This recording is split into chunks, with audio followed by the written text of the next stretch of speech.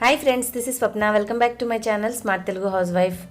ఈరోజు ఒక మంచి ఎమ్మీ ఇంట్రెస్టింగ్ రెసిపీ మీతో షేర్ చేస్తాను. అదే మిక్స్డ్ ఫ్రూట్ జామ్. మనందరము బ్రెడ్లో కానీ వేరియస్ ఐటమ్స్లో, స్వీట్ ఐటమ్స్లో దీన్ని డెకరేషన్గా కూడా, టాపింగ్గా కూడా యూస్ చేసుకోవచ్చు. పిల్లలకైనా పెద్దవాళ్ళకైనా చాలా ఇష్టంగా ఉంటుంది బ్రెడ్ మీద స్ప్రెడ్ చేసుకుని తింటే.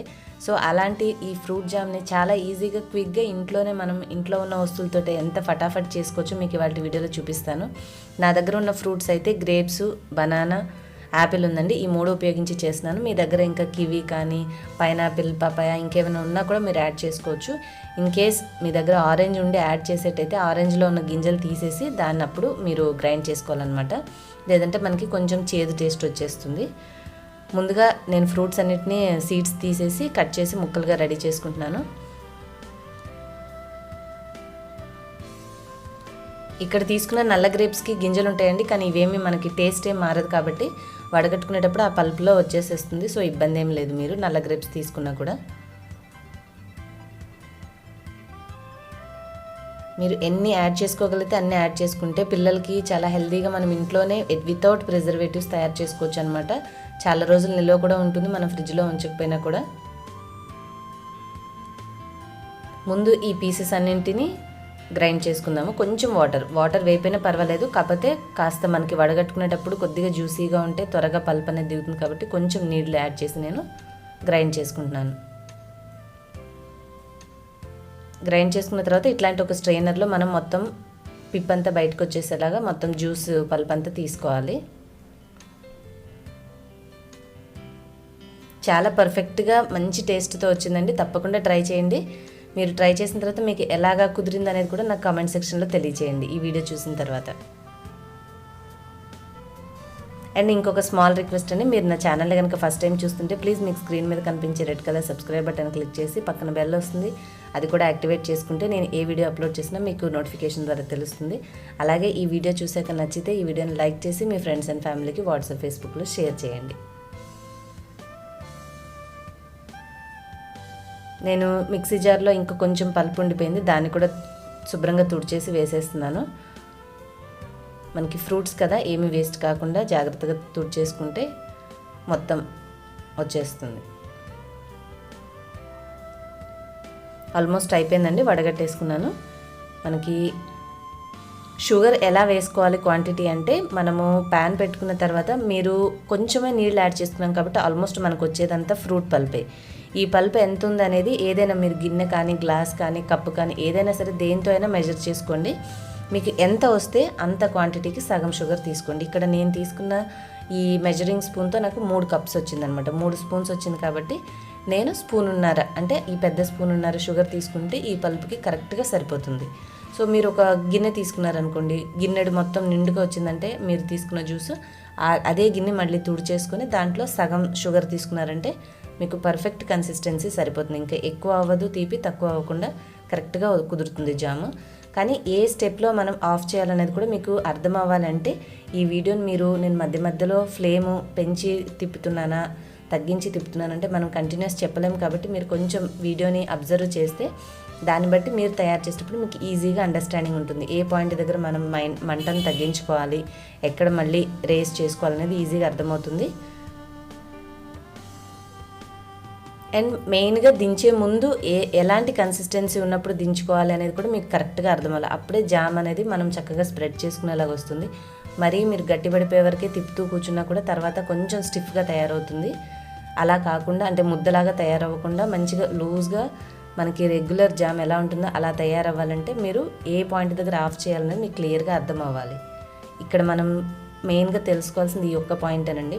షుగర్ యాడ్ చేసేసి పల్ప్ అనేది కలుపుతూ ఉంటే దగ్గరకు వచ్చేస్తుంది. కానీ ఎలా ఉన్నప్పుడు మరీ ముందుగా ఆఫ్ చేసి నీరుగా ఉంటే జామ్ పాడైపోతుంది, మరీ ఎక్కువసేపు ఉంచితే గట్టిపడిపోతుంది. సో కరెక్ట్ కన్సిస్టెన్సీ తెలిస్తేనే మీకు పర్ఫెక్ట్ జామ్ అనేది వస్తుంది. సో క్లియర్గా అబ్జర్వ్ చేయండి, ఈజీగా మీకు అర్థమైపోతుంది.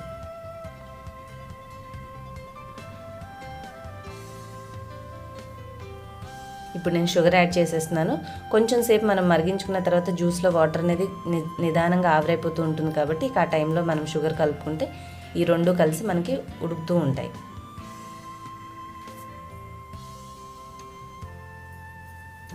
మీరు ఇంట్లో మీ పిల్లలు ఎక్కువగా జామ్ తినే అలవాటు ఉంది అంటే మనము బయట తీసుకొచ్చుకునే వాటిలో ఫుడ్ కలర్ కొంచెం డోస్ ఎక్కువే వేస్తారు. సో మనము ఇంట్లో కోసమే తయారు చేసుకునేటప్పుడు ఫుడ్ కలర్ అవసరం లేకుండా ఇట్లా ప్లెయిన్గా ఫ్రూట్స్ అన్నింటినీ యాడ్ చేసుకొని డిఫరెంట్ ఇంకా స్ట్రాబెర్రీ తెచ్చుకోవచ్చు, మనము కివీ ఫ్రూట్ తెచ్చుకోవచ్చు, పపాయ యాడ్ చేసుకోవచ్చు, పైనాపిల్ యాడ్ చేసుకోవచ్చు. మన పిల్లలకి ఇంకా మోర్ హెల్దియర్గా చేయాలంటే ఒకసారి అన్ని వెరైటీ ఫ్రూట్స్ తెచ్చుకొని మీరు నేను చెప్పినట్టుగా పల్ప్ తయారు చేసుకొని ఎంత క్వాంటిటీ అయిందో అంత సగం షుగర్ వేసుకొని ఇప్పుడు నేను చూపించిన ప్రాసెస్లో కనుక చేసుకుంటే మీకు పర్ఫెక్ట్ జామ్ అనేది రెడీ అయిపోతుంది. చక్కగా స్టోర్ చేసుకొని మీరు హ్యాపీగా యూస్ చేసుకోవచ్చు. పిల్లలకి ఏమి ఇబ్బంది ఏమి ఉండదు.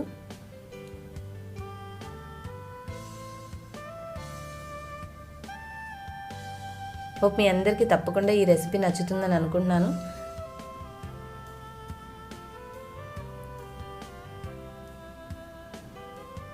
ఇలా మధ్య మధ్యలో కలుపుకుంటూ ఉండాలండి మనము, ఎందుకంటే హై ఫ్లేమ్లో ఉంచాం కాబట్టి పొంగు వచ్చేసినట్టుగా పై వరకు వచ్చేస్తూ ఉంటుంది. కాబట్టి చూసుకొని మనం కలుపుతూ ఉంటే అది మళ్ళీ కిందకి దిగి ఉడకడం అనేది స్టార్ట్ అవుతూ ఉంటుంది.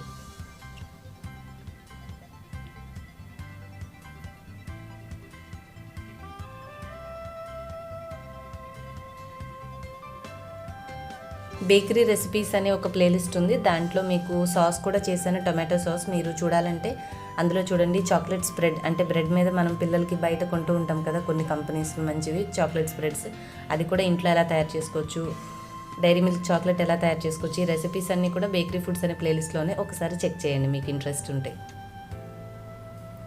మనకి బబుల్స్ అనేవి కొంచెం పెద్దగా వస్తున్నాయి అంటే ఇంకా షుగర్ అనేది బాగా డిజాల్వ్ అయిపోతుంది అని అర్థం అండి. అంటే పాకం అనేది వచ్చేస్తుంది అని అర్థం అనమాట, ఇంకా చిక్కబడుతూ ఉందని అర్థము. అలా అయ్యేటప్పుడు మనకి కాస్త పెద్దగా బబుల్స్ వస్తూ ఉంటాయి.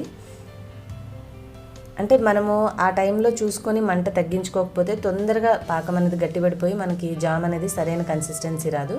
మనం ఇందాక చూసిన విధంగా వచ్చినప్పుడు మీరు మంటను తగ్గించేసుకుంటే అప్పుడు నిదానంగా కొంచెం అది ఉడుకుతూ ఉంటుంది. మనం కాస్త చేతికి ఇలా తీసుకొని జామ్ని పాకం చూస్తారు కదండి, స్ట్రింగ్స్ 1 స్ట్రింగ్ 2 స్ట్రింగ్స్ అంటే దారాలాగా ఎన్ని దారాలు వస్తుంది, ఎన్ని లైన్స్ వస్తుంది అన్నట్టుగా చూసుకుంటే మీకు అది పాకం దగ్గరకు వచ్చింది లేనిది అర్థమవుతూ ఉంటుంది అనమాట. మధ్యలో అలా చెక్ చేసుకుంటూ ఉండండి. సో ఇక ఈ టైం నుంచి మనం మీడియం ఫ్లేమ్లో ఉంచుకుంటేనే బెటరు, ఎందుకంటే తొందరగా చిక్కబడిపోకుండా జాగ్రత్తగా మనం మానిటర్ చేసుకోవడానికి ఈజీగా ఉంటుంది.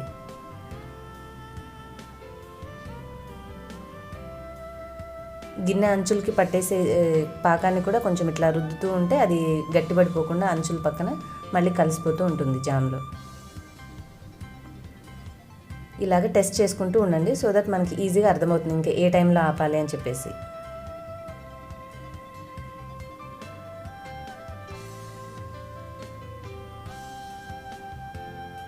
వాటర్ కన్సిస్టెన్సీ అయిపోయి ఇంకా షుగర్తో మాత్రమే ఉడికేటప్పుడు మనకి ఈ విధంగా తెలుస్తుంది. మీకు కావాలంటే కొంచెం ఫుడ్ కలర్ యాడ్ చేసుకోవచ్చు, నేను కాస్త లుక్ బాగుండడం కోసం యాడ్ చేశాను.